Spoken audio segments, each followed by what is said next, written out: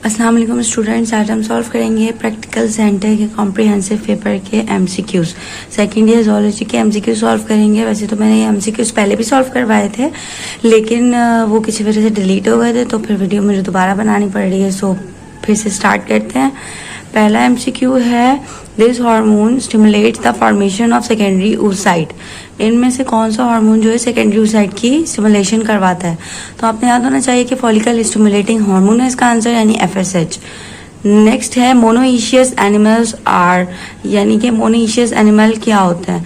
Monoecious यानी कि जिनके अंदर मेल और फीमेल रिप्रोडक्टिव ऑर्गन एक साथ मौजूद हो। तो उसमें अगर हम बात करें यूनिसेक्सुअल की, तो यूनिसेक्सुअल जो होते हैं उनके अंदर तो मेल और फीमेल अलग अलग होते हैं, यानी एक ऑर्गेनिज्म में एक वक्त में एक ही रिप्रोडक्टिव सिस्टम मौजूद होता है। लेकिन जो हर्माफ्रोडाइट होते हैं ना, वो बाइसेक्सुअल होते हैं, यानी कि उनके अंदर एक वक्त में दोनों मेल और फीमेल ऑर्गन्स दोनों मौजूद होते हैं। उसके बाद नेक्स्ट है हमारे पास, the network of blood capillaries found around proximal and distal convoluted tubule is called. Proximal और डिस्टल कन्वोल्यूटेड ट्यूब्यूल्स जो होती है नेफ्रॉन की, उसके अराउंड जो ब्लड कैपिलरीज होती है उनको क्या कहते हैं? मैं आपको डायग्राम में दिखाती हूँ। ये देखें, ये जो है हमारा पूरा नेफ्रॉन है, ये जा रही है प्रॉक्सिमल डिस्टल कन्वोल्यूटेड ट्यूब्यूल, और उसके इर्द गिर्द जो कैपिलरीज है उन्हें क्या कह रहे हैं? Peritubular capillary network. ये आपने याद रखना है। तो हमारा करेक्ट ऑप्शन क्या होगा? Peritubular capillary network. ये उसके बाद नेक्स्ट है, during significant water supply the secretion of this hormone is inhibited.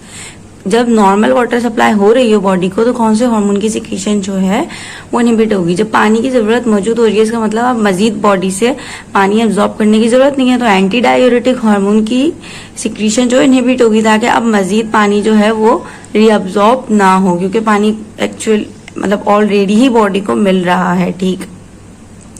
उसके बाद नेक्स्ट हमारे पास, nitrogenous waste products are produced mainly by the catabolism of.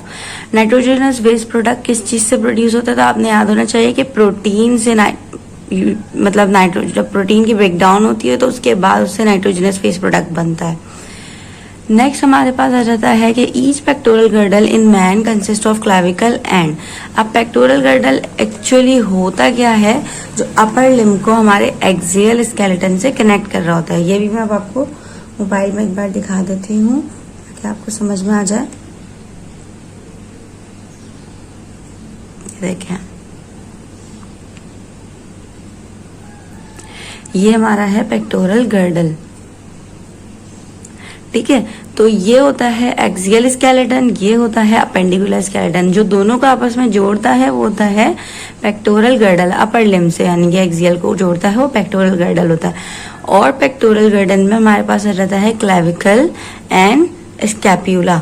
आपने याद होना चाहिए। तो हमारा करेक्ट आंसर क्या होगा? स्कैप्यूला। ये रहा स्कैपुला।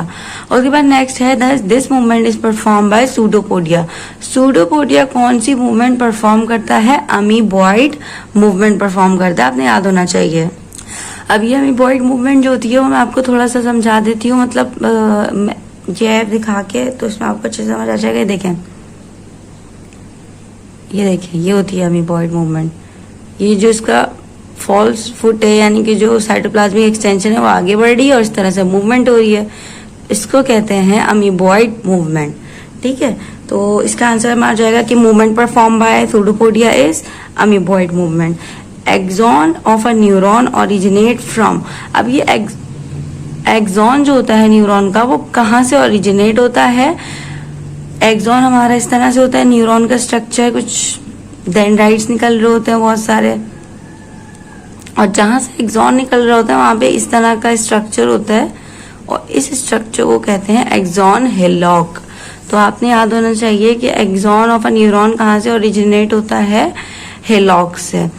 ये भी मैं आपको डायग्राम में दिखा देती हूँ। ये देखें, ये यहाँ पे, ये जहां से एक्सॉन ओरिजिनेट हो रहा है उस जगह को क्या कह रहे हैं? Axon hillock. उसके बाद हमारे पास नेक्स्ट एमसीक्यू है, oestrogen, progesterone and testosterone are. Oestrogen, progesterone और टेस्टोस्टेरॉन जो होता है वो कौन से नेचर के हार्मोन है, तो आपने याद होना चाहिए ये सारे स्टीरॉयड नेचर के हार्मोन है।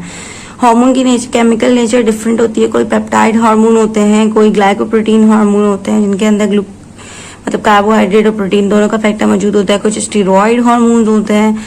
इसी तरह नेक्स्ट हमारे पास आ जाता है दीज कंट्रोल वॉलेंट्री एक्टिविटी।